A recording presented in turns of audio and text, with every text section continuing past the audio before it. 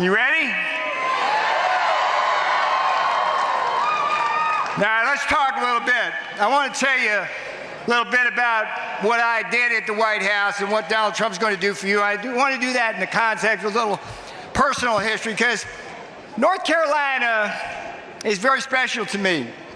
And it's very special for a couple of reasons. My mama, may she rest in peace, spent a good part of her golden years up there in Hickory.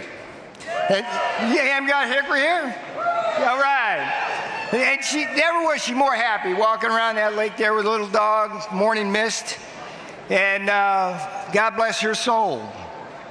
Now, the other thing, and the reason why North Carolina is special to me, is in my wild and crazy youth, back when I was at Harvard getting my doctorate in economics, I managed a small furniture store in Cambridge out of bankruptcy. That was kind of the job I was doing. And I had an occasion every year to go to High Point. Got any High Point folks here? The store I worked at made these beautiful butcher block tables, all handmade, glue, vices, all that stuff, maple, oak, walnut, things like that. And I'd come to High Point for the Furniture Mart. I know I got some young folks in the audience, they probably don't know what I'm talking about. This is old-timer stuff, right? This is like the late 70s, early 80s, right? Y'all remember this. Buy these bowling chairs, best chairs ever made. Anybody know about those? Yeah, we got a few here. And at that point in time, High Point literally was the furniture capital, not just of the United States, but the world. You know this, right? And then Bill Clinton happened. Oh, you don't like Bill Clinton? I don't know. What's wrong with Bill Clinton? Well, let me tell you what's wrong with Bill Clinton. NAFTA, you bet. 1994, in his presidency, we call it Shafter where I come from. He signs NAFTA, right? And he started bringing these furniture factories to their knees. And then 7 unlucky years later, what happened? Anybody? China happened. Clinton got China into the World Trade Organization, opened the doors to our markets, and that was the end, as we knew it, of the furniture industry in this state. And it wasn't just the furniture industry, it was also what? What other industry? Where are we at, Greensboro? Textiles. Cone Mills. Cone Mills built this town. You know this?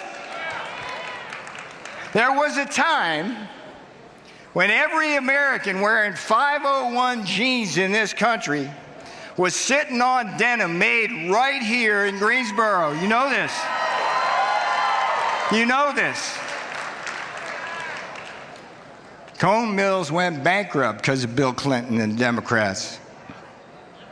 And the furniture industry and the textile industry suffered because of the policies of Bill Clinton and the Democrats. And the reason why I'm telling you this story is because I took that life experience right to the White House with me. I don't know if you know this, I was only 3 people that went in on the campaign in 2016 and was with the president the whole time. So I saw this master of negotiation renegotiate NAFTA.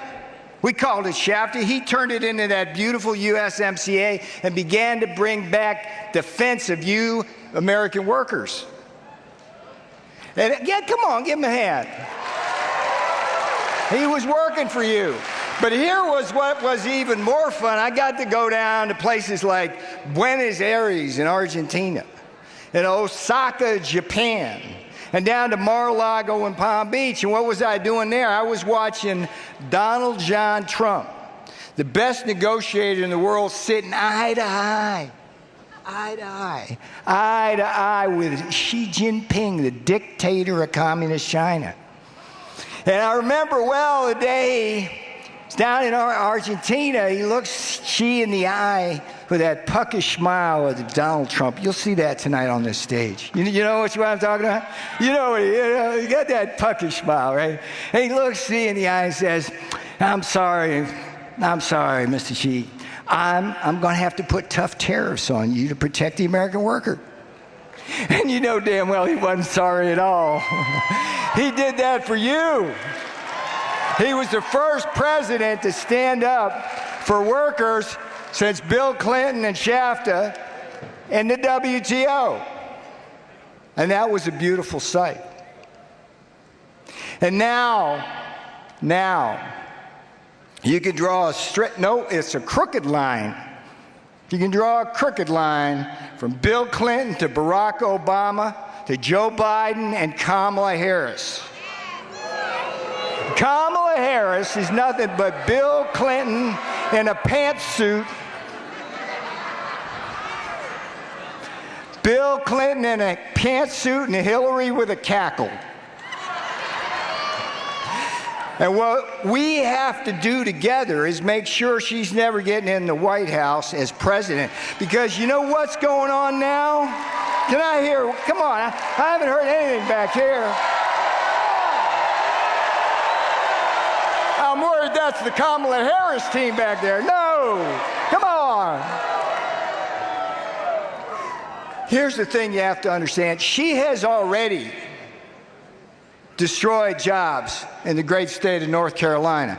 We had 4 years of safety, security, and prosperity with Donald Trump. He began to bring manufacturing back here in this state in a really strong way, but we're losing jobs again. Mitchell, Gold, and Bob Williams, you know the furniture company? They went bankrupt. Parkdale Mills, I worked a lot with them in the pandemic. They're laying people off and shutting down mills. Why? One reason, Kamala Harris, is inflation. Inflation. There's some people here. It's tough. I know there's some people here in this country, and right here probably in this auditorium, have to choose between food on the table, medicine in the cabinet, and roof over your heads. Am I right? Am I right? Kamala did that when she cast the tie-breaking vote for the two biggest budget-busting bills ever in the history of this country. Kamala Harris did that. And you know what the other thing she's doing? She's weakening all of the Trump tariffs. And Mexico, once again, like just as in NAFTA, has become a staging area for communist China stuff. Okay? Are we going to get rid of Kamala Harris? All right, now here's the most important thing I'm going to tell you. It looks like you got three choices in this election. You can vote for Donald Trump. We doing that? You could vote for Kamala Harris. Are we doing that? Or you can stay home and not vote. Now, you think that's three choices, but it's only two, because if you stay home, folks, that's a vote for Kamala Harris. Right? You feel me? Come on, 47, let's see it. All right, here's the last thing I'm telling you. And this is the deal we got to make, okay?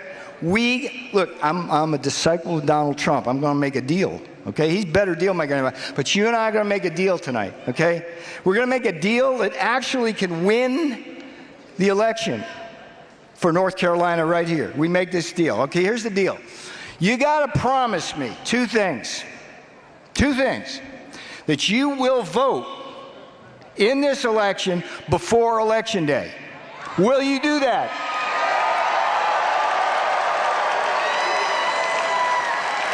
Now, here's the hard part, but you got to do this for me. You got to do it for Donald Trump, and if you do it for me and Donald Trump, you will be doing it for you. You have to get 10 other people to get to the polls with you. Friends, family, colleagues. Will you try to do that for me? Will you try? I can't hear you. All right, now Donald Trump's going to be landing, and if you do this loud enough, he's going to hear you and get here faster, okay? All right, you ready? You ready? And if you don't do it loud enough, when he gets here, he's going to look at me and he's going to say, Peter, you're fired. All right, here we go. Okay? I'm going to walk off this stage as I listen to this. And you're going to say it 3 times, and each time you're going to say it, it's going to get louder. All right? We got a deal? Remember now, you're going to vote before Election Day, bring 10 people to polls. All right, you ready? Who you gonna